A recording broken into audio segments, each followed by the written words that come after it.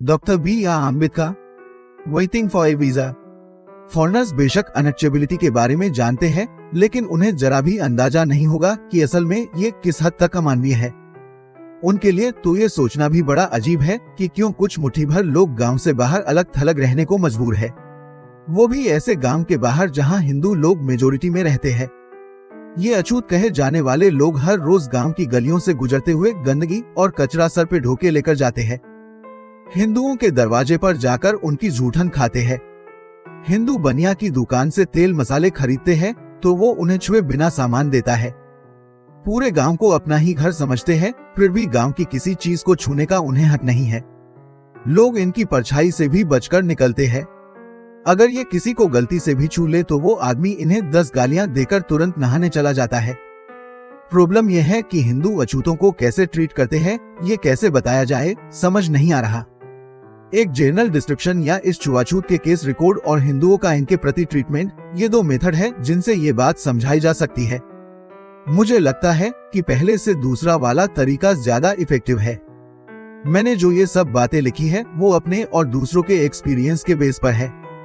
तो अब मैं अपने साथ हुई उन बातों से इस कहानी की शुरुआत करता हूँ। पार्ट 1। कोरेगांव की वो घटना जो बचपन में घटी थी, आज भी डराती है। A childhood journey to Koregaon becomes a nightmare. हमारी फैमिली असल में बॉम्बे प्रेसिडेंसी में रत्नागिरी डिस्ट्रिक्ट के दापोली तालुका से बिलोंग करती है। ईस्ट इंडिया कंपनी के शुरुआती दिनों में ही मेरे फोरफादर्स ने अपना पुश्तैनी काम छोड़कर कंपनी की आर्मी ज्वाइन कर ली थी। मेरे फादर भी फैमिली ट्रेडिशन को आगे बढ़ाते हुए कंपनी की आर्मी में भर्ती हुए। ईस्ट इंडिया कंपनी में रहते हुए वो ऑफिसर की रेंज तक पहुंचे और सूबेदार बनकर रिटायर हुए थे। रिटायरमेंट के बाद फादर हमें लेकर दापोली में चले आए, हमेशा के लिए वही सेटल होने के लिए। लेकिन फिर कुछ सोचकर उन्होंने अपना इरादा बदल दिया। हम लोग दापोली छोड़कर सतारा चले आए थे, जहां हम 1904 तक रहे थे। वो पहली घटना जहां तक मुझे याद आता है यहीं पर 1901 में घटी थी। जब हम सतारा में थे मेरी मदर की डेथ हो चुकी थी। मेरे फादर कोरेगांव, जो कि सतारा डिस्ट्रिक्ट के खताव तालुका में आता है, वहां पर कैशियर की नौकरी करते थे। इस जगह पर बॉम्बे गवर्नमेंट का टैंक खुदाई का काम चल रहा था ताकि वहां की गरीब जनता को कुछ काम मिल सके। उस इलाके में हजारों लोग भूखमरी से मर रहे हैं। कोरेगांव जाने से पहले फादर ने मुझे, मेरे बड़े भाई और मेरी मरी हुई बहन के दोनों बच्चों को हमारी एक रिश्ते की चाची और कुछ मेहरबान पड़ोसियों के भरोसे छोड़ा था। आंटी दिल की बहुत अच्छी थी, लेकिन उसका होना ना होना बराबर ही था। एक तो वो बौनी थी और दूसरा उसके पैरों में कोई बीमारी थी जिसके कारण वो ठीक से चल फिर नहीं पाती थी। कई बार तो हमें उसे उठाना पड़ता था। मेरी और भी बहनें थी, लेकिन सब शादीशुदा थी और अपने ससुराल वालों के साथ वहां से काफी दूर रहती थी। अब आंटी से तो कुछ काम नहीं होता था, इसलिए खाना पकाने की जिम्मेदारी भी हमारे सर थी। हम चारों बच्चे स्कूल जाते थे और अपना खाना भी खुद ही बनाते थे। रोटी बनाने में मुश्किल आती थी, इसलिए हम ज्यादातर पुलाव खाते थे, जो कि रोटी बनाने से इजी काम था। इसमें ज्यादा कुछ नहीं करना पड़ता था, बस चावलों के साथ मटन मिक्स करके पका लो। कैशियर होने के नाते फादर के लिए स्टेशन छोड़कर सतारा आना पॉसिबल नहीं था, इसलिए फादर ने हमें लेटर लिखा कि हम कोरेगांव आकर गर्मी की छुट्टी में उनके साथ रहे। कोरेगांव जाने की बात सुनकर हम बच्चे बड़े खुश हुए। स्पेशली उस वक्त तक हम में से किसी ने भी कभी ट्रेन नहीं देखी थी। हमने जोर शोर से जाने की तैयारी शुरू कर दी। इंग्लिश स्टाइल की नई शर्ट्स खरीदी गई, डिजाइन वाली कैप्स, नए शूज, सिल्क बॉर्डर की धोती। जाने से पहले हमने सब कुछ खरीदा था।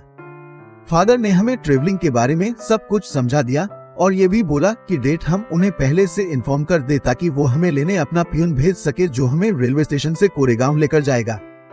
इस प्रॉपर अरेंजमेंट करने के बाद मैं, मेरे बड़े भाई और मेरी सिस्टर के बेटे, हम तीनों कोरेगांव के लिए निकल पड़े। आंटी को हमने सतारा में ही छोड़ दिया और पड़ोसियों को उनकी देखभाल करने के लिए बोल दिया था। रेलवे स्टेशन हमारे घर से कोई 10 मील दूर था। हमने स्टेशन जाने के लिए एक तांगा लिया। हम लोग नए नए कपड़े पहनकर बैठे थे और कोरेगांव जाने के लिए बड़े एक्साइटेड थे। पीछे से हमारी आंटी का रो रोकर बुरा हाल था। हमसे दूर रहने की बात से ही उनकी आधी जान निकल रही थी। स्टेशन पहुंचकर मेरे भाई ने टिकट्स ली और मुझे और मेरी सिस्टर के बेटे को 2-2 आने की पॉकेट मनी दी। पैसे हाथ में आते ही हम नवाब हो गए। सबसे पहले तो हमें लेमनेट खरीद कर पी। कुछ टाइम बाद ट्रेन की विसल बजी। हमें लगा कहीं हम छूट ना जाए, इसलिए जल्दी से हम ट्रेन में चढ़ गए। फादर ने हमें मसूर में उतरने को बोला था, जो कोरेगांव के सबसे पास वाला स्टेशन था। ट्रेन शाम के 5 बजे मसूर स्टेशन पर पहुंची। हम लोग अपना सामान लेकर ट्रेन से उतरे। हमारे साथ जो लोग उतरे थे सब अपने अपने रास्ते जा चुके थे। बस हम चारों ही प्लेटफॉर्म पर रह गए थे, अपने फादर या उनके सर्वेंट के इंतजार में, जो हमें लेने आने वाले थे। हमने बड़ी देर तक वेट किया मगर कोई नहीं आया। 1 घंटे बाद स्टेशन मास्टर हमारे पास आया। उसने हमसे टिकट दिखाने को बोला तो हमने दिखा दिया। फिर उसने पूछा, तुम लोग यहाँ क्यों खड़े हो? हमने बताया कि हमें कोरेगांव जाना है और हमें लेने हमारे फादर या उनका सर्वेंट आने वाले थे, मगर वो लोग आए नहीं और हमें आगे का रास्ता नहीं मालूम। हम लोगों के कपड़े और हाव भाव से कोई नहीं बोल सकता था कि हम अछूत है। स्टेशन मास्टर को लग रहा था कि हम शायद ब्राह्मण के बच्चे हैं, इसलिए उसे हमसे बड़ी हमदर्दी हो रही थी। और जैसा कि हिंदुओं में रिवाज है, उसने हमसे हमारी कास्ट पूछी। 1 सेकंड में मेरे मुंह से निकला कि हम महार है। महार कम्युनिटी को बॉम्बे प्रेसिडेंसी में अछूत समझा जाता है। स्टेशन मास्टर के चेहरे पे हवाइयां उड़ने लगी। एक ही पल में उसका रंग बदल गया। उसके चेहरे से नफरत के भाव साफ झलक रहे थे। जैसे ही उसने सुना कि हम कौन है, वो तुरंत वापस अपने रूम में चला गया और हम जहाँ थे वही खड़े रहे। 15 से 20 मिनट और गुजर गए। सूरज डूबने जा रहा था। मेरे फादर और उनके सर्वेंट का कहीं अता पता नहीं था। लास्ट में स्टेशन मास्टर भी अपने घर चला गया। हम लोग बेहद मायूस हो गए। जिस खुशी और मस्ती में हम घर से निकले थे, अब उदासी में बदल गई थी।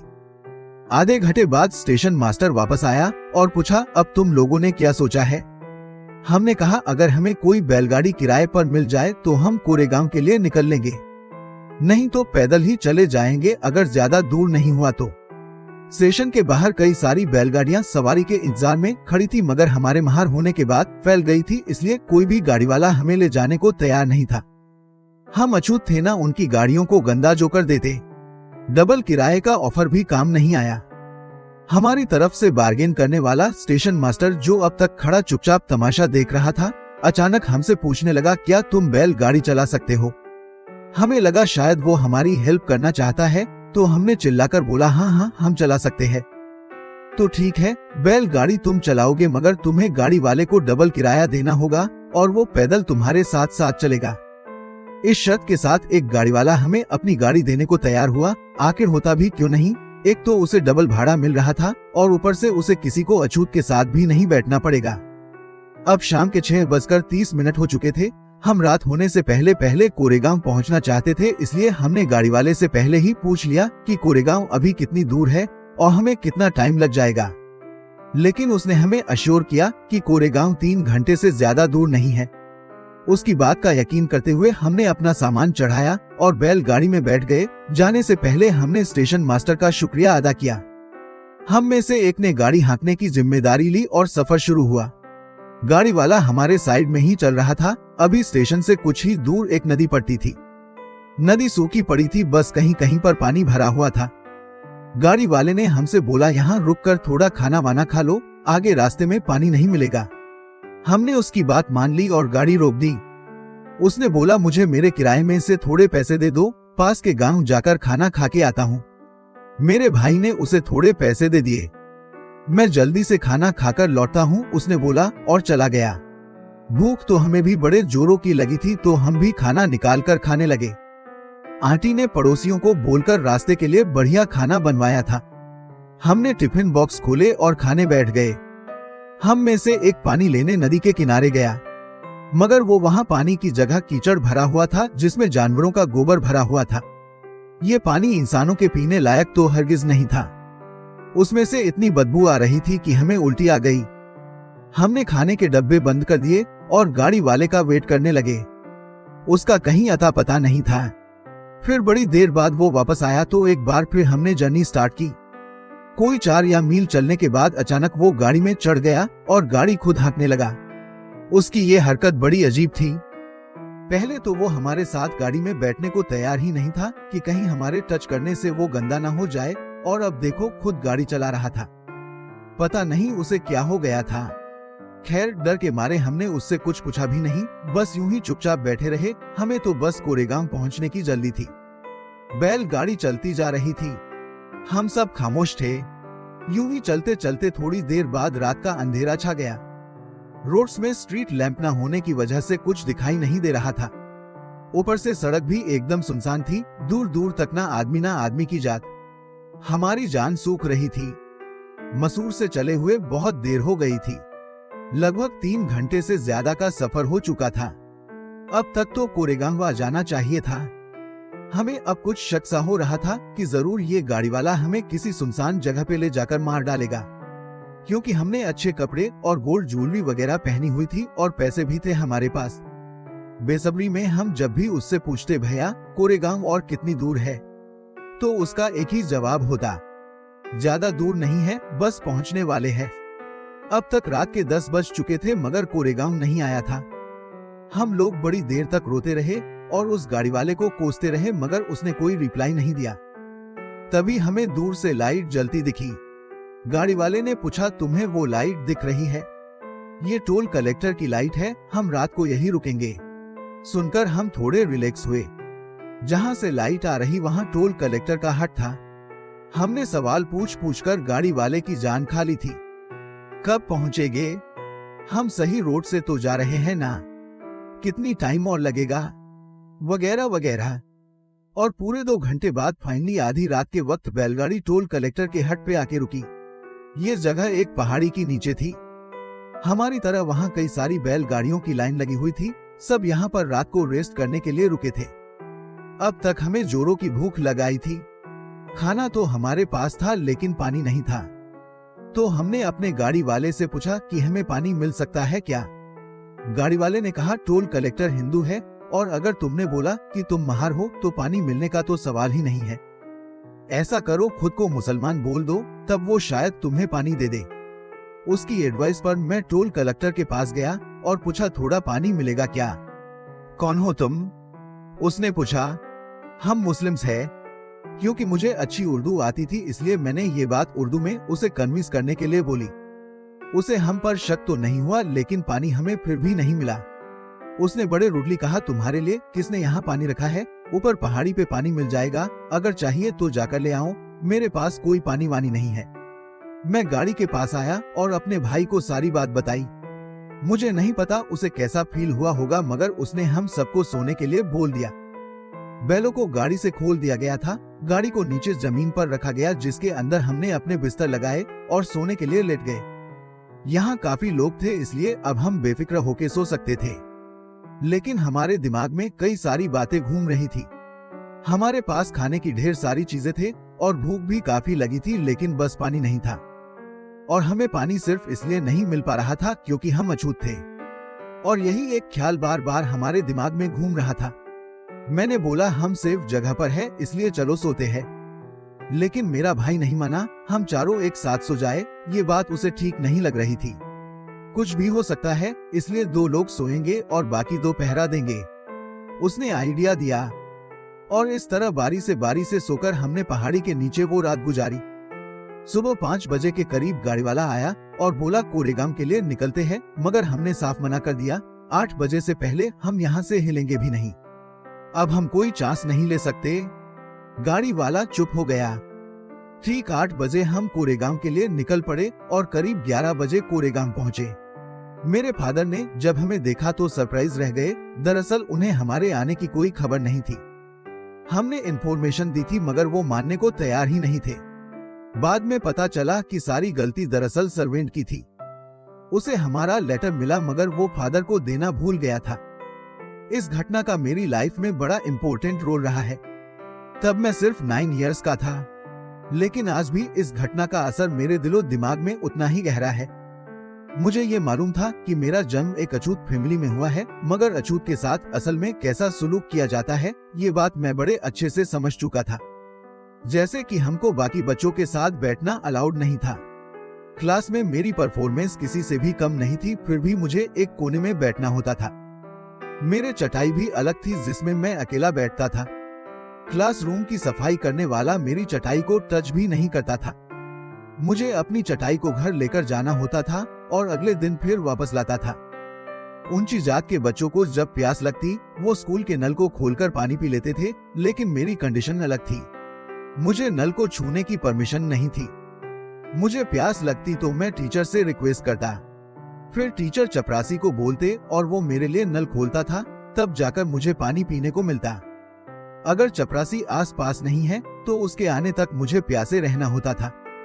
मतलब मेरी सिचुएशन ऐसी थी, अगर चपरासी नहीं तो पानी नहीं। मेरे घर में कपड़े धोने का काम मेरी सिस्टर करती थी। सतारा में धोबियों की कमी नहीं थी और ना ही हमारे पास पैसे की कमी थी। बात बस ये थी कि हम अछूतों के कपड़े कोई धोबी छूने तक को तैयार नहीं था। मतलब कि बाल काटने से लेकर हम लड़कों की शेविंग तक मेरी बड़ी बहन करती थी। वैसे भी इस काम में अब वो एक्सपर्ट हो गई थी। सतारा में कई सारे बार्बर थे जिनके पास हम जाके बाल कटवा सकते थे, लेकिन फिर वही प्रॉब्लम, बार्बर हमें छूता कैसे। इन सब चीजों की मुझे आदत पड़ चुकी थी, मगर कोरेगांव की घटना ने मुझे अंदर तक हिला दिया था।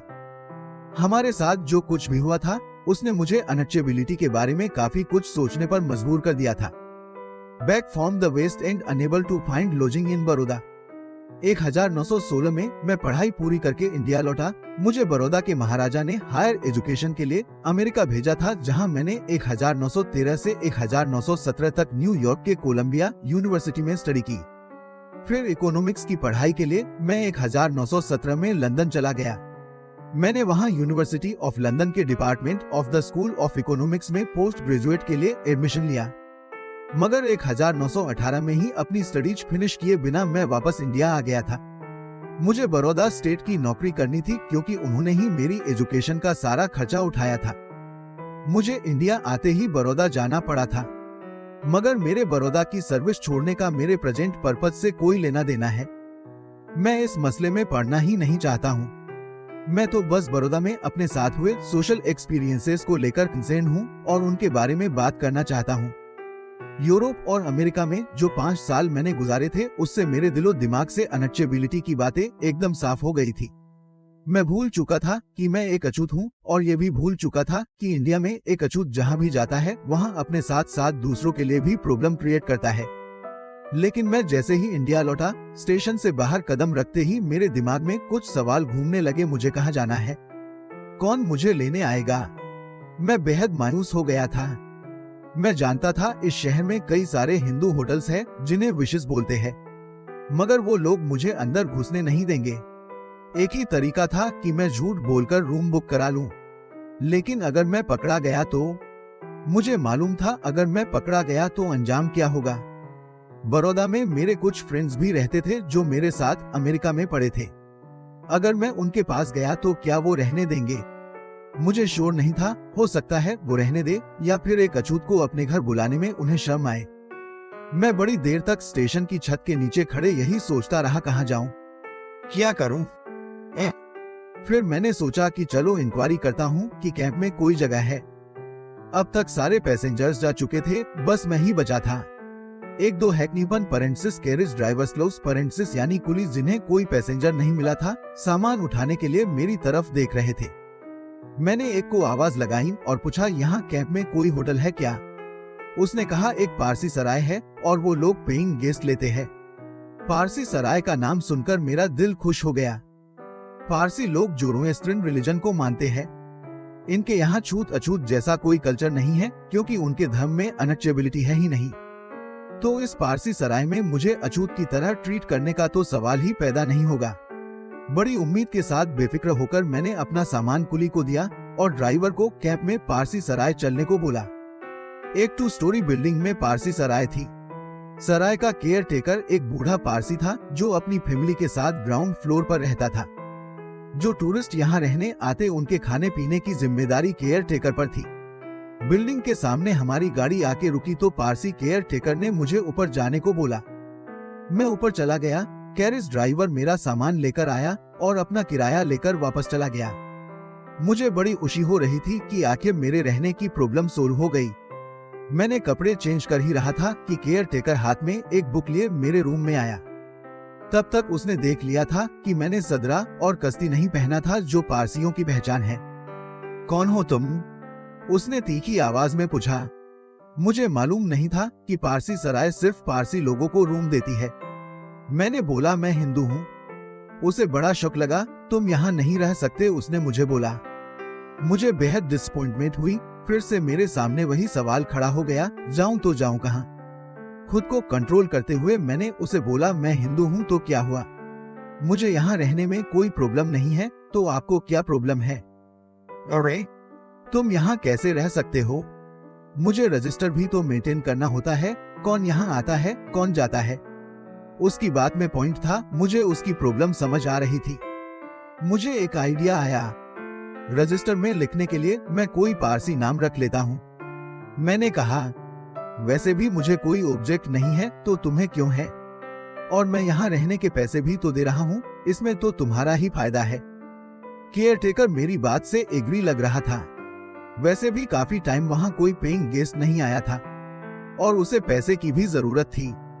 लेकिन एक कंडीशन पर तुम यहाँ रह सकते हो, तुम रहने खाने का रोज का 1.5 रुपया देना होगा, वो बोला। मैंने झट से हाँ बोला और एक पारसी नाम से रूम बुक करवा लिया। रजिस्टर में मेरा नाम लिखकर वो नीचे चला गया। मैंने चैन की सांस ली। एक मुसीबत हल हुई, मैं खुश था। लेकिन खुशी मेरी किस्मत में कहां? मुझे क्या मालूम था मेरी खुशी कुछ पल की है। लेकिन इससे पहले कि मैं आपको अपने शॉर्ट स्टे का ट्रेजिक एंड सुनाऊं, मैं आपको बताता हूं कि मैंने वहां कैसे टाइम स्पेंड किया। इस सराय के फर्स्ट फ्लोर में एक स्मॉल बेडरूम था, जिसके साथ लगा हुआ एक छोटा सा बाथरूम था। बाकी एक बड़ा हॉल था। उस कमरे में दुनिया भर का कबाड़ रखा हुआ था, चारपाई, बेंचेस, टूटी हुई कुर्सियां वगैरह।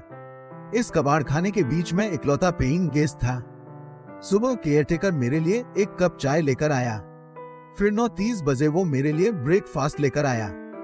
उसके बाद रात के 8:30 बजे वो मेरा डिनर लाया। वो सिर्फ चाय और खाना देने ही मेरे पास आता था। उसके अलावा वो कभी मेरे कमरे में रुकता तक नहीं था। मैं किसी तरह दिन काट रहा था। महाराज ऑफ बड़ौदा ने मुझे अकाउंटेंट जनरल के ऑफिस में प्रोबेशनर की नौकरी पर रखा था। मैं सुबह 10 बजे ऑफिस के लिए निकलता था और रात के 8 बजे तक लौटता था। मेरी कोशिश यही रहती थी कि ऑफिस के बाद दोस्तों के साथ जितनी देर हो टाइम स्पेंड कर सकूं। सराय में अकेले रात काटना बड़ा मुश्किल होता था, लेकिन करता क्या, कोई चारा भी तो नहीं था। सराय एकदम खाली थी। मैं बातचीत करता भी तो किससे? पूरा हाल अंधेरे में डूबा रहता था। ना लाइट का इंतजाम था, ना और लैंप जलते थे। केयर टेकर ने मेरे लिए एक छोटा हरिकेन लैंप रखा हुआ था, जिसकी लाइट समझ लो ना के बराबर ही थी। ऐसा लग रहा था जैसे मैं कोई आदिमानव हूँ जो गुफा में रहता है और किसी दूसरे इंसान से बात करने को तरसता है। लेकिन कोई नहीं था जो मेरा सुख दुख बांटता। अपना दिल बहलाने के लिए मैंने किताबों का सहारा लिया। मैं अब हर वक्त पढ़ता रहता था। किताबें पढ़कर अकेलापन कुछ हद तक कम हुआ, मगर हाल में चमगादड़ों ने घर बना रखे थे जिनकी आवाज मुझे डिस्टर्ब करती थी। रात को जब वो अपने पंख फड़फड़ाते तो मुझे एक अजीब सी फीलिंग आती थी, जैसे कोई कब्रिस्तान है। कई बार मुझे खुद पे ही गुस्सा आता था कि मैं क्यों इस जगह में रहता हूँ। फिर मुझे ख्याल आता कि आखिर जो भी हो, मेरा दुख, मेरी परेशानी सब अपनी जगह, मगर मेरे पास सर छुपाने को एक जगह तो है। एक तरह से मैं खुद को ही तसल्ली दे रहा था। एक दिन मेरा बाकी का सामान लेकर मेरी सिस्टर का बेटा जब बॉम्बे से मेरे पास आया तो उसे मेरी हालत पर रोना आ गया। वो जोरों से रो रहा था। मैंने उसे बड़ी मुश्किल से चुप कराया और तुरंत उसे वापस भेज दिया। मैं एक पारसी सराय में छुपकर नाम चेंज करके रहता हूँ। ये बात अगर किसी को पता चली तो मैं पकड़ा जाऊंगा। मुझे इस प्रॉब्लम का कोई परमानेंट सॉल्यूशन चाहिए था, इसलिए मैं स्टेट बंगलो लेने का जुगाड़ कर रहा था। मगर प्राइम मिनिस्टर ने मेरी रिक्वेस्ट पर ध्यान नहीं दिया। मेरे लिए ये एक अर्जेंट मामला था, उनके लिए नहीं। मेरी पिटीशन एक ऑफिसर से दूसरे ऑफिसर के पास चक्कर खा रही थी। मुझे फाइनल रिप्लाई मिलता उससे पहले ही वो मनहूस दिन आ गया। पारसी सराय में ये मेरा 11वां दिन था। सुबह ब्रेकफास्ट करके मैं ऑफिस जाने के लिए तैयार हुआ। मैं कुछ बुक्स लेकर निकल ही रहा था जिन्हें मुझे आज लाइब्रेरी में वापस करना था कि तभी मैंने सीढ़ियों पर कुछ लोगों की आवाज सुनी। मुझे लगा शायद सराय में रहने के लिए कुछ लोग बाहर से आए हैं।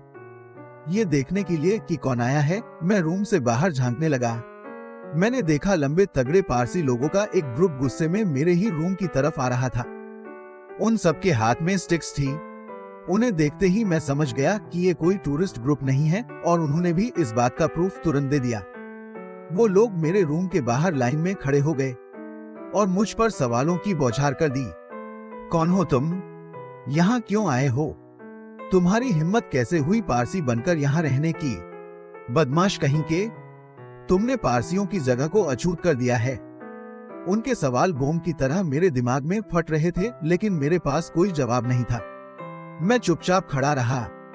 अब और झूठ बोलने का कोई फायदा नहीं था, मेरी पोल खुल चुकी थी।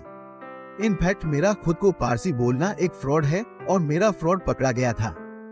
जो गेम मैं खेल रहा था उसमें कभी ना कभी तो पकड़ा जाता। तब ये पारसी शायद मेरी जान ही ले लेते, मगर मेरी चुप्पी और डर ने मुझे बचा लिया। तुम यहाँ से कब जा रहे हो? उनमें से एक ने पूछा।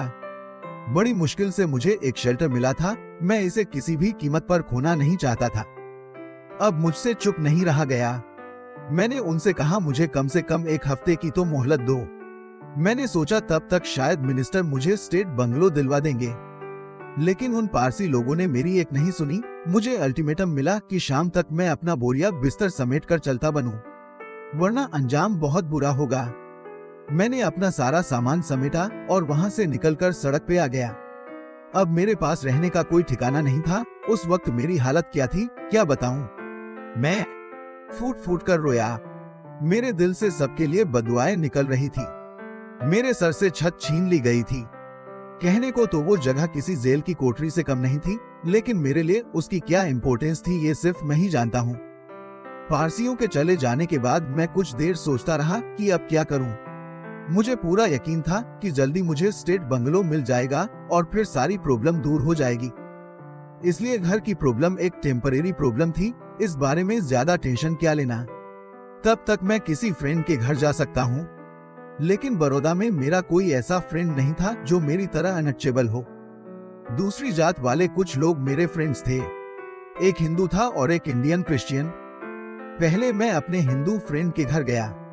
उसे मैंने सारी स्टोरी सुनाई। वो मेरा बेस्ट फ्रेंड था और दिल का बड़ा अच्छा था। मेरे साथ जो कुछ भी हुआ था उसे सुनकर दुख हुआ, मगर उसने एक बात बोली, तुम मेरे घर आ सकते हो मगर मेरे सारे नौकर भाग जाएंगे। मतलब कि उसने हिंट दे दिया कि कोई अछूत उसके घर नहीं आ सकता। मैंने भी उसे ज्यादा फोर्स नहीं किया। अपने क्रिश्चियन फ्रेंड के पास मैं जाना नहीं चाहता था। एक बार उसने मुझे अपने घर रहने के लिए इनवाइट किया था, लेकिन तब मुझे पारसी सराय में रहना था, इसलिए मैंने उसे मना कर दिया था। इसकी एक वजह थी, उसकी कुछ हैबिट्स मुझे पसंद नहीं थी और अब उसके घर जाकर मैं उसका एहसान नहीं लेना चाहता था। मैं अपने ऑफिस गया, लेकिन अपने लिए एक शेल्टर ढूंढने का मैं कोई चांस मिस नहीं करना चाहता था। एक फ्रेंड ने मुझे उसी क्रिश्चियन फ्रेंड के पास जाने की एडवाइस दी। जब मैं उसके घर गया और उससे रहने के लिए पूछा तो उसने बोला, मेरी वाइफ कल बड़ौदा लौट रही है, उससे पूछ के बताता हूँ। बाद में मुझे पता चल गया था कि उसने बड़े डिप्लोमेटिकली मुझे टरका दिया था।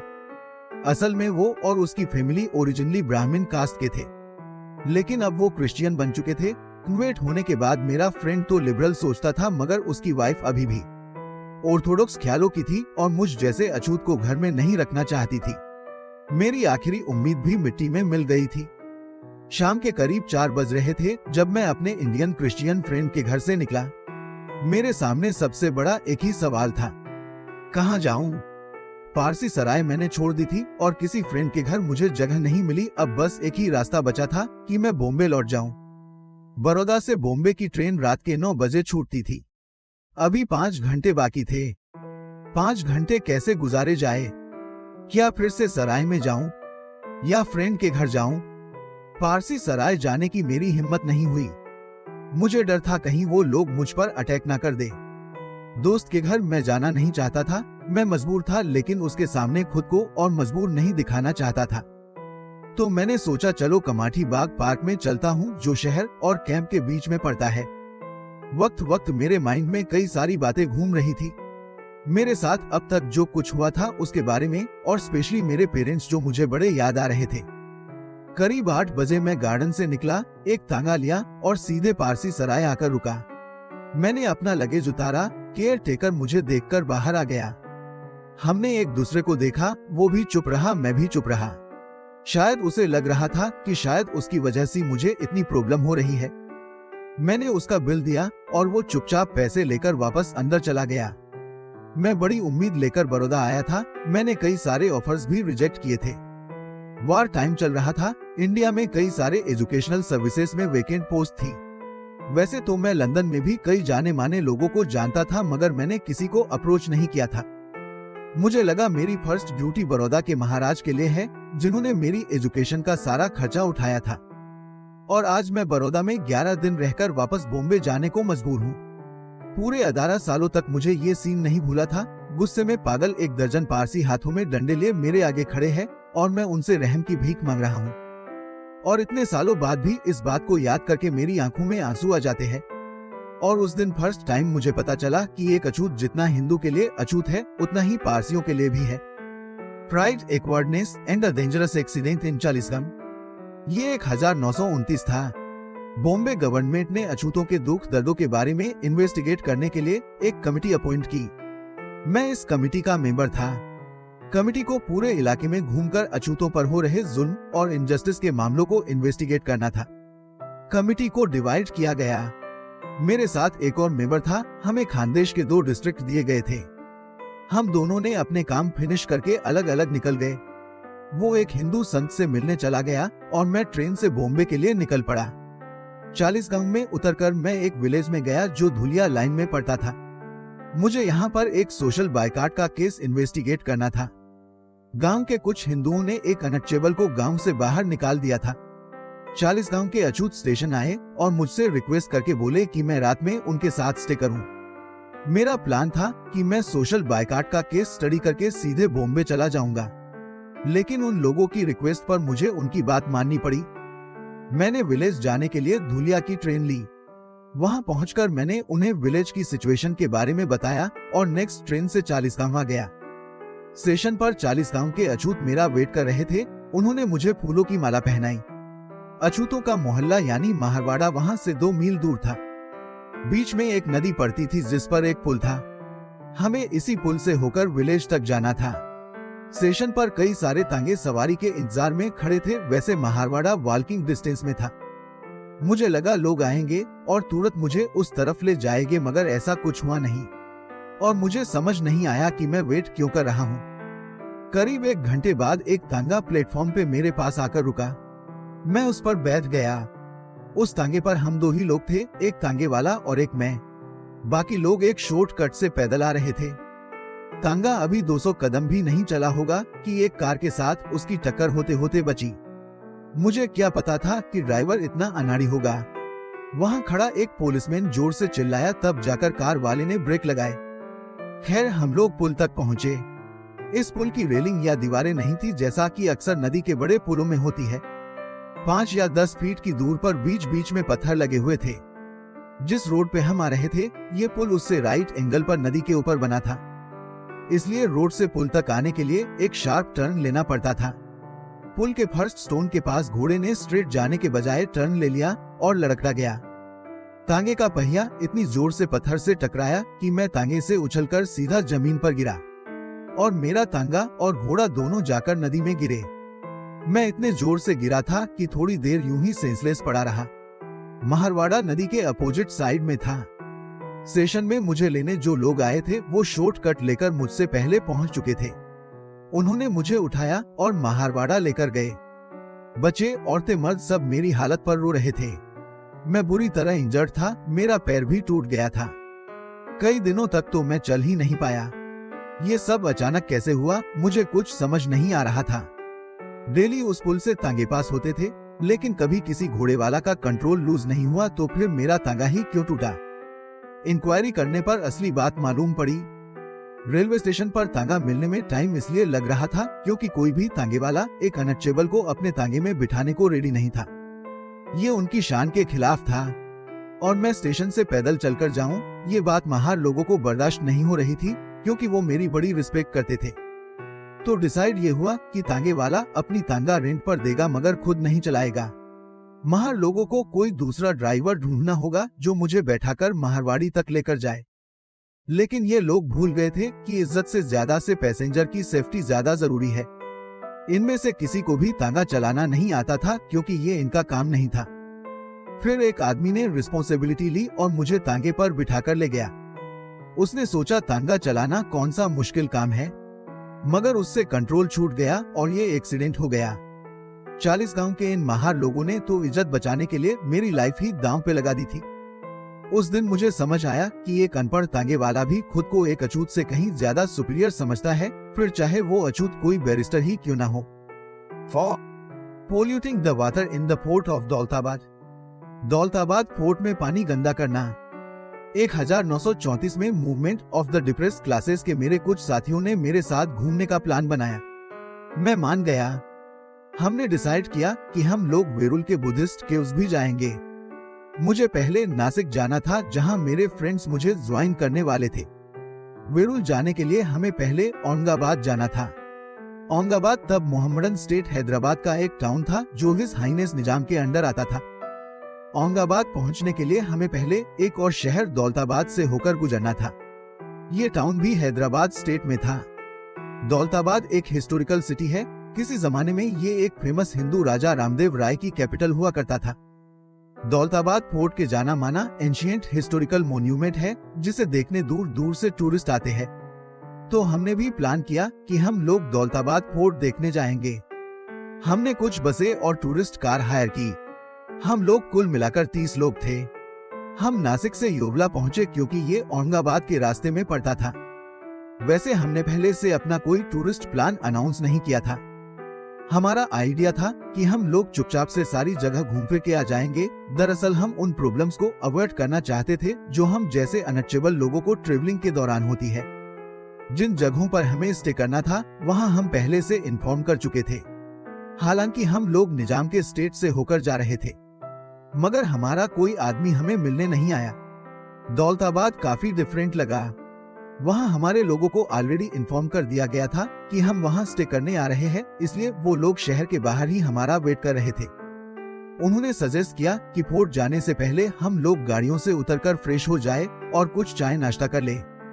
लेकिन हमने सोचा अगर रुके तो देर हो जाएगी और हम अंधेरा होने से पहले ही फोर्ट देख लेना चाहते थे। हालांकि सबका चाय पीने का बड़ा मन हो रहा था, इसलिए हमने मना कर दिया और बोला कि हम लोग वापसी में चाय नाश्ता करेंगे। ये रमजान का मंथ था जिसमें मुस्लिम्स लोग पूरे महीने फास्ट रखते हैं। फोर्ट के गेट के बाहर ही पानी से भरा एक टैंक रखा था। चारों तरफ एक चौड़ी स्टोन पेवमेंट थी। हम लोगों के कपड़े, पूरी बॉडी और फेस सफर की धूल मिट्टी से भरे थे। तो हमने सोचा क्यों ना हाथ मुंह धोकर थोड़ा फ्रेश हो जाए। हमने टैंक से पानी निकाला और हाथ पैर धोने शुरू कर दिए। इसके बाद हम फोर्ट के गेट पर पहुंचे। अंदर आर्म्ड सोल्जर्स खड़े थे। उन लोगों ने फोर्ट के बड़ा सा गेट हमें एंट्री दे दी। हम लोग अभी गॉड से फोर्ट के अंदर जाने के बारे में पूछ ही रहे थे कि एक सफेद दाढ़ी वाला एक मुस्लिम बूढ़ा पीछे से चिल्लाता हुआ आया। ये ढेरों यानी अछूतों ने पानी गंदा कर दिया है। बस फिर क्या था, जितने भी वहाँ बूढ़े जवान मुस्लिम्स थे सबने हमें गालियां बकना शुरू कर दिया। ये ढेर सर ज्यादा सर चढ़ गए हैं, ये अपनी औकात भूल गए हैं, इन्हें तो सबक सिखाना पड़ेगा। उन लोगों ने हमें घेर लिया था। उन्हें हम बोला हम बाहर से आए हैं, हमें यहाँ के लोकल कस्टम मालूम नहीं है, मगर उन्होंने हमारी एक नहीं सुनी। उनका गुस्सा उन लोकल अनटचेबल्स पर फूट पड़ा जो शोर शराबा सुनकर फोर्ट के गेट पे इकट्ठा हो गए थे। तुम लोगों ने इन आउटसाइडर्स को क्यों नहीं बताया कि इस टैंक का पानी अछूत नहीं छू सकते? वो लोग बार बार उनसे पूछ रहे थे। बेचारे अछूत लोग, वो तो उस टाइम वहां थे भी नहीं जब हमने टैंक से पानी निकाला था। ये हमारी गलती थी जो हमने बिना पूछे उनका पानी छुआ था। लोकल अछूतों ने प्रोटेस्ट किया कि हम क्या करें, हम तो इन्हें जानते तक नहीं। लेकिन वो मुस्लिम्स हमारी एक भी बात सुनने को तैयार नहीं थे। वो लगातार हमें और लोकल लोगों को उल्टा सीधा बोलते रहे, गंदी गंदी गालियां देते रहे। इतनी गंदी गालियां सुनकर किसी का भी खून खौलता। हम चुप रहे, रिप्लाई करते तो दंगा फसाद हो सकता था और लोग मरने मारने को तैयार हो जाते। हम किसी क्रिमिनल केस में नहीं पड़ना चाहते थे, वरना हमारा सारा प्लान चौपट हो जाता। एक यंग मुस्लिम बार बार बोले जा रहा था, हर किसी को अपने मजहब के हिसाब से चलना चाहिए। असल में वो कहना चाहता था कि अछूतों को पब्लिक टैंक से पानी नहीं लेना चाहिए। उसकी बात मुझे बड़ी बुरी लगी और मैंने गुस्से में उससे पूछा, क्या तुम्हारा मजहब तुम्हें यही सीखता है? अगर कोई मुस्लिम बन जाए तब क्या तुम उसे पानी छूने दोगे? मेरे तीखे सवालों का उन पर कुछ असर दिखा। उनके पास मेरी बात का कोई जवाब नहीं था। सब बुत बनकर खड़े थे। मैंने गार्ड से गुस्से में पूछा, अब हम अंदर जा सकते हैं या नहीं? बताओ। अगर नहीं जा सकते तो हम यहाँ से अभी निकलते हैं। गार्ड ने मेरा नाम पूछा। मैंने एक पेपर पर अपना नाम लिख कर दिया। वो अंदर सुपरिटेंडेंट के पास गया और थोड़ी देर में बाहर आया। हमें बोला गया कि आप फोर्ट देख सकते हो, मगर अंदर किसी भी जगह पानी को छूना मत है। एक आम सोल्जर हमारे साथ आया कि कहीं हम पानी गंदा ना कर दे। एक और लेसन मैंने सीखा कि हम लोग सिर्फ हिंदुओं के लिए ही अछूत नहीं है, बल्कि पारसियों और मुस्लिमों के लिए भी उतने ही अछूत है। A doctor refuses to give proper care and a young woman dies. एक और किस्सा मुझे याद आ रहा है। ये इंसिडेंट काठियावाड़ के एक विलेज की है, जहां एक अनटचेबल स्कूल टीचर था। उसने यंग इंडिया जर्नल में एक लेटर भेजा था जो कि हमारे बापू यानी गांधी जी चलाते थे। इस टीचर ने अपने लेटर में लिखा था कि कैसे एक हिंदू डॉक्टर ने डिलीवरी के वक्त उसकी वाइफ को प्रॉपर मेडिकल ट्रीटमेंट नहीं दिया, जिसके चलते उसकी वाइफ और न्यू बोर्न बेबी की डेथ हो गई थी। ये लेटर कुछ इस तरह था। इस महीने की 5 तारीख को मेरी वाइफ को बच्चा पैदा हुआ था और 7 को मेरी वाइफ बीमार पड़ गई। उसे लूज मोशन हो रहे थे, उसकी कंडीशन काफी खराब थी। उसे ब्रीथिंग में प्रॉब्लम हो रही थी, उसकी पसलियों में भी काफी पेन था।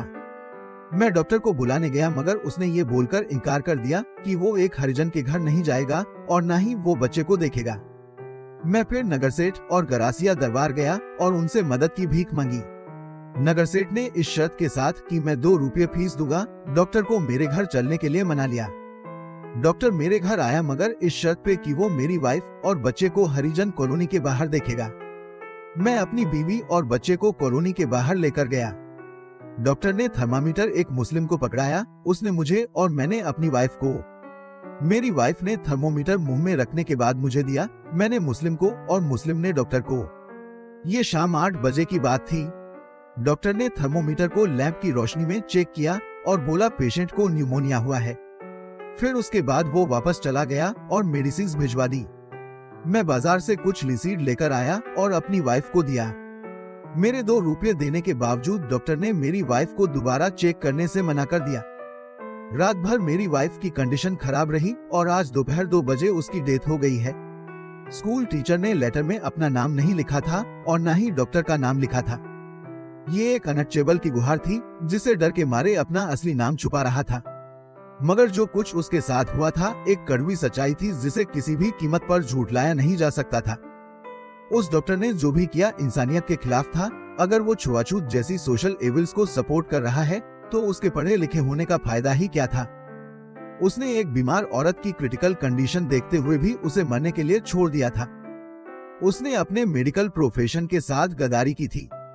कितने शर्म की बात है कि एक हिंदू को इंसानियत से गिरना मंजूर है, मगर एक अछूत को छूना नहीं। A young clerk की abused and threatened until he gives up his job. ऐसा ही एक और इंसिडेंट है। ये 6 मार्च 1938 की बात थी। दादर बॉम्बे में कसारवाड़ी वुलन मिल्स के पीछे भंगियों की एक मीटिंग थी, जिसके चेयरमैन थे मिस्टर इंदुलाल याग्निक। इस मीटिंग में एक भंगी लड़के ने अपना एक्सपीरियंस कुछ ऐसे शेयर किया। मैंने 1933 में वर्नाक्यूलर फाइनल एग्जाम पास किया। मैं 4th क्लास तक इंग्लिश पढ़ा हूँ। मैंने बॉम्बे म्यूनिसिपैलिटी के स्कूल कमेटी में टीचर की जॉब के लिए अप्लाई किया था, मगर मुझे जॉब नहीं मिली क्योंकि कोई वैकेंसी ही नहीं थी। फिर मैंने अहमदाबाद में तलाती यानी विलेज पटवारी में बैकवर्ड क्लास ऑफिसर के लिए अप्लाई किया। मुझे वो जॉब मिल गई। मुझे 19 फरवरी 1936 में तलाती अपॉइंट किया गया था। खेड़ा डिस्ट्रिक्ट के बोरसाद तालुका के मामलातदार ऑफिस में मेरी ड्यूटी थी। वैसे तो मेरा परिवार ओरिजिनली गुजरात से ही बिलोंग करता है, मगर गुजरात जाने का ये मेरा पहला मौका था। मुझे नहीं मालूम था कि गवर्नमेंट ऑफिस में भी लोग छुआछूत मानते होंगे। मैंने पहले ही अपनी एप्लीकेशन फॉर्म में मेंशन कर दिया था कि मैं एक हरिजन हूँ, तो मुझे लगा कि मेरे ऑफिस वालों को ये बात पहले से मालूम होगी। मगर वहाँ जाकर मैं हैरान रह गया। जब मैं मामलतदार ऑफिस में चार्ज लेने गया तो वहाँ के क्लर्क का बिहेव कुछ अजीब था। उसने मुझसे पूछा, कौन हो तुम? मैंने कहा, सर मैं एक हरिजन हूँ। दूर हटो, एक कोने के जाकर खड़े हो जाओ। तुम्हारी हिम्मत कैसे हुई मेरे नजदीक आने की? शुक्र करो तुम ऑफिस में हो, अगर बाहर मेरे इतने पास आने की जरूरत करते तो मैं लातों से तुम्हारा मुंह तोड़ देता। बड़ा आया यहाँ नौकरी करने वाला। उसके बाद उसने मुझसे बोला, अपने सारे डॉक्यूमेंट्स नीचे रखो जमीन पर। मैंने कागज जमीन पर रखे, उसने उठाए और चेक किए। बोरसाद के मामलतदार के ऑफिस में काम करते हुए मुझे पानी तक मुश्किल से नसीब होता था। ऑफिस के बरामदे में पानी के भरे कैन रखे होते थे। पानी पिलाने के लिए एक आदमी भी रखा हुआ था। उसकी ड्यूटी थी सबको पानी पिलाने की। उसकी एब्सेंस में सारे लोग खुद ही पानी निकाल कर पीते थे, मगर मैं उन वाटर कैन को छू भी नहीं सकता था। मेरे छूने से पानी गंदा हो जाता, इसलिए मैं पानी पिलाने वाले मेहरबानी पे जिंदा था।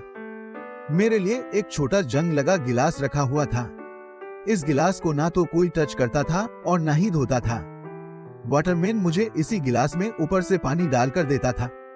वाटरमैन नहीं है तो मुझे प्यास बर्दाश्त करनी पड़ती थी, और ये पानी वाला भी कोई कम नहीं था। जैसे ही देखता कि मैं पानी लेने आ रहा हूँ तो वो वहां से खिसक जाता था। कई बार तो ऐसा हुआ है कि मुझे पूरे दिन पानी नहीं मिला। यही परेशानी मुझे रेंट पे कमरा लेते वक्त भी आती है।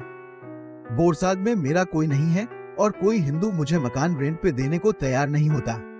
यहाँ के अनटचेबल लोग भी मुझे कमरा नहीं देते क्योंकि उन्हें डर है कि अपर कास्ट हिंदू नाराज हो जाएंगे। दरअसल ये अपर कास्ट के लोग बर्दाश्त नहीं कर सकते कि एक अछूत क्लर्क की जॉब कर रहा है। इससे भी बढ़कर परेशानी खाने पीने की है। ऐसा कोई इंसान नहीं, कोई जगह नहीं जहाँ से मुझे खाना मिल सके। मैं सुबह शाम भाजा खरीदता हूँ और गांव के बाहर जाकर अकेले में खाता हूँ। रात को मैं मामलतदार ऑफिस के बरामदे में सो जाता हूँ। इस तरह से मैंने 4 दिन काट लिए, मगर जब और बर्दाश्त नहीं हुआ तो मैं अपने पुश्तैनी गांव जेंथल चला गया। ये बोरसाद से 6 मील दूर है। मुझे करीब 1.5 महीना हो गया है। रोज मैं 11 मील चलकर ऑफिस आता हूँ। उसके बाद मामलतदार ने काम सीखने के लिए एक तलाती मेरे पास भेजा। ये तलाती 3 गांवों का इंचार्ज था, जेंत्रल, खापुर और सैजपुर। जेंत्राल उसका हेडक्वार्टर है। इस तलाती के साथ मैं 2 महीने जेंत्रल में रहा। इस दौरान उसने मुझे कुछ भी नहीं सिखाया और न ही मैं एक बार भी उसके विलेज ऑफिस गया। गांव का सरपंच तो और भी खतरनाक है। उसने एक बार मुझे धमकी दी थी, तुम्हारे बाप भाई इस गांव के स्वीपर है जो विलेज ऑफिस में झाड़ू मारते हैं और तुम यहाँ ऑफिस में हमारी बराबरी में बैठना चाहते हो। अपना भला चाहते हो तो ये जॉब छोड़ दो। एक दिन तालाती ने मुझे गांव की पॉपुलेशन टेबल बनाने के लिए सैजपुर बुलाया। मैं जेंत्रल से सैजपुर गया। मैंने देखा गांव का सरपंच और तालाती विलेज ऑफिस में बैठे कुछ काम कर रहे थे। मैं अंदर गया और ऑफिस के दरवाजे के पास जाकर खड़ा हो गया। मैंने उन्हें गुड मॉर्निंग बोला, लेकिन उन्होंने मेरी बात का जवाब नहीं दिया। करीब 15 मिनट में बाहर ही खड़ा रहा। इतनी दूर से चलकर आने की वजह से मैं वैसे ही थका हुआ था, ऊपर से वो लोग मुझे इग्नोर कर रहे थे। वहीं पास में पड़ी एक चेयर लेकर मैं बैठ गया। सरपंच और तालाती ने मुझे देखा और चुपचाप बिना कुछ बोले ऑफिस से बाहर चले गए। थोड़ी देर बाद ही कई लोगों की भीड़ ने मुझे घेर लिया था और इस भीड़ का लीडर था विलेज लाइब्रेरी का लाइब्रेरियन। मैं समझ नहीं पा रहा था कि उसके जैसे पढ़े लिखे इंसान ने भला इतने लोगों की भीड़ क्यों बुलाई है। बाद में पता चला कि चेयर उसकी थी जिस पर मैं बैठा हुआ था। उसने मुझे कितनी बुरी बुरी गालियां दी, क्या बताऊं। विलेज सर्वेंट रवानिया की तरफ देखकर वो बोला, किसने इस भंगी के पिल्ले को चेयर में बैठने की इजाजत दी। रवानिया ने मुझे उठाया और चेयर ले ली। मैं जमीन पर बैठ गया। गांव वालों ने मुझे घेर रखा था। कोई मुझे गालियां बक रहा था तो कोई धमकी दे रहा था कि वो दराती से काटकर मेरे टुकड़े टुकड़े कर देंगे। मैं उन लोगों बोला रहा था, मुझे माफी दे दो, मुझे छोड़ दो, मगर किसी पर कोई असर नहीं हुआ। मेरी जान खतरे में थी और बचने का कोई तरीका नजर नहीं आ रहा था। फिर मुझे एक आइडिया आया। मुझे इस बारे में मामलतदार को लिखना चाहिए कि अगर मैं इन लोगों के हाथों मारा जाऊं तो मेरा क्रियाक्रम कैसे करना है। इंसिडेंटली मैं ये सोचकर थोड़ा रिलैक्स हुआ कि कहीं इन्हें पता चल गया कि मैं इनकी शिकायत मामलतदार से करूंगा तो शायद ये लोग पीछे हट जाए। मैंने रवानिया को बोला, मुझे एक पेपर दो। उसने लाकर दिया। मैंने फाउंटेन पेन से बोल्ड लेटर्स में लिखा, तू मामलतदार तालुका बोरसाद। सर, परमार कालिदास, शिवराम का सादर नमस्कार।